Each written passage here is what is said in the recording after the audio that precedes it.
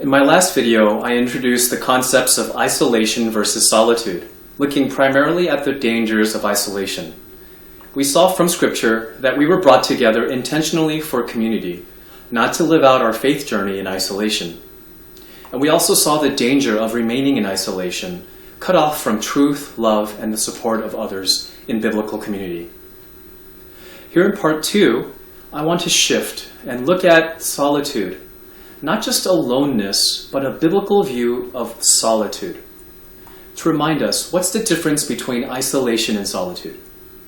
Isolation is basically a disconnectedness from Christian community, where we are vulnerable to temptation, discouragement, and spiritual attacks. Biblical solitude, on the other hand, is the intentional retreat to spend time with God for renewal. If isolation is so dangerous, then why do we need solitude, which sounds kind of similar? Shouldn't we always be with other Christians? I love this quote from Dietrich Bonhoeffer in his book Life Together. Let him who cannot be alone beware of community. Let him who is not in a community beware of being alone. Each by itself has profound perils and pitfalls. One who wants fellowship without solitude plunges into the void of words and feelings. And one who seeks solitude without fellowship perishes in the abyss of vanity, self-infatuation, and despair. Yes, we were designed for a community, to spend our lives loving one another. However, there comes a time for all of us, even when we're part of a healthy community, that we need times of intentional solitude with God. We have so many examples in the Bible when Jesus, after spending time with crowds or his disciples, withdrew for solitude. Luke 5:16. But he, Jesus, would withdraw to desolate places and pray. In Mark 1:35, it says, And rising very early in the morning, while it was still dark, he departed and went out to a desolate place, and there he prayed.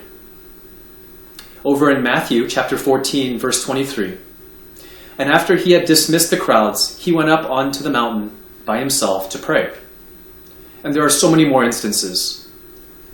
Looking at the patterns of Jesus, I'd like to summarize why Jesus often sought solitude and when he sought solitude to help guide why and when we should seek solitude ourselves.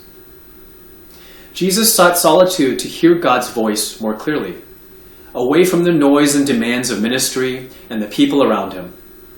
He poured himself out to others in teaching, healing, and spending meaningful time with his friends, disciples, and people who came to him. So he needed to be filled back up during time with the Father and renewed in spiritual strength, and also to spend time discerning God's will. For example, Jesus spent time with God in solitude prior to choosing his 12 disciples. However, at the end of his times of solitude, Jesus always went back out and returned to serve and love others around him. He would withdraw, seek the voice of God, be strengthened, so that he could go back out, return to his ministry, and continue pouring out to others. So what does solitude provide that community doesn't? In biblical solitude, for an intentional period of time, we're able to remove distractions around us and focus solely on God. Yes, community is placed around us by God to support us and speak into our lives. But there are times when the busyness of being in community, the constant serving, doing, and being with others can be a distraction. And sometimes we use that as an excuse to not spend more quality alone time with God.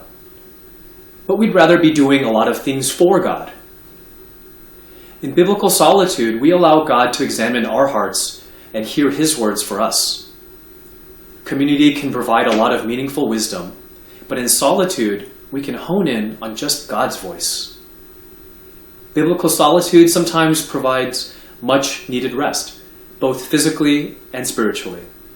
Often we're giving, serving, doing, and there's always going to be a lot of needs out there. Our churches and ministries and communities feel like they're going to fall apart sometimes if we step away. But this is not biblical, because it's never about us. It's never about how important we are, and it's never about how there are always critical needs out there. We are commanded to rest with intention, to step away from others and duties, and just be still with God. Biblical solitude also refocuses our identity and purpose. Being in community can make us feel important, critical, and very much needed. There's nothing wrong with that, but sometimes those things overly shape our identity, and we are unable to let go of things that belong to God. In solitude, we allow God to remind us that our identity and purpose come from Him alone, just by being His child, not by how valued we feel by the people around us and the tasks that we do for our communities. Even when we're part of healthy communities, the benefits and importance of solitude ring true. But on the other hand, especially if we're part of unhealthy communities, this is even more critical. We can easily fall into the trap of valuing human voices, both helpful or hurtful, more than God's own voice. We can get burnt out, giving and serving without being renewed and restored by God. Or we can get comfortable in human fellowship and forget our need for divine intimacy. Now, I've spent a lot of time on intentional solitude, but what if we find ourselves in unintentional solitude? What if we're in a place of deep loneliness and isolation through no fault of our own? Elisabeth Elliot, in her book, Finding Your Way Through Loneliness, A Wilderness to God, writes, "Loneliness comes over us sometimes as a sudden tide. It is one of the terms of our humanness, and in a sense, therefore, incurable. Yet I have found peace in my loneliest times, not only through acceptance of the situation, but through making it an offering to God, who can transfigure it into something for the good of others."